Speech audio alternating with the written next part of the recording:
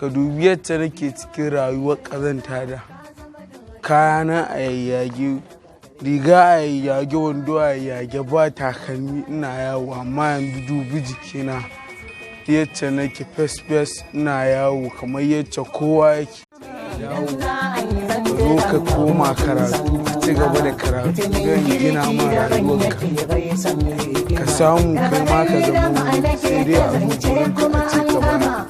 Ka dubi yadda nake cikin rayuwarka. Assalamu alaikum wa rahmatullah. Sunana Suleiman Abdullahi wanda nake zaune a garin Salga.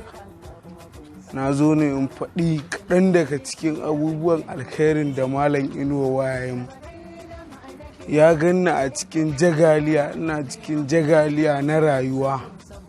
Umbu wannan duk inda za a je ina yi, ba na zuwa makaranta. Ya ce ka dawo ka baro hanyar can, ka dawo ka zo ka koma karatu, ka ci gaba da karatu don gina ma rayuwarka, ka samu kai ma ka zama wani, sai dai a zo gurinka a ce ka bayar. Ka dubi yadda nake cikin rayuwar ƙazanta da kayana a yayyage, riga a yayyage, wando a yayyage, ba takalmi ina yawo. Amma yanzu dubi jikina yadda nake fes ina yawo kamar yadda kowa yake, kuma kamar yadda kowane babban mutum zai yawo. Gashi na yi shiga ta kamala.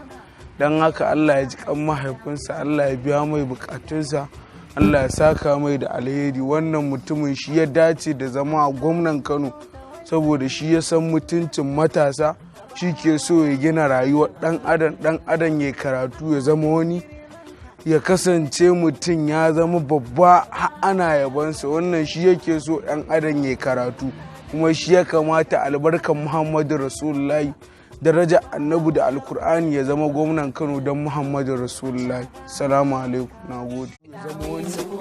Ya kasance mutum ya zama babba ana yabansa. Wannan shi yake so ɗan adam ya karatu, kuma shi ya kamata albarkan Muhammadu Rasulullahi, daraja annabi da alkur'ani ya zama gwamnan Kano don Muhammadu Rasulullahi. Salamu alaikum.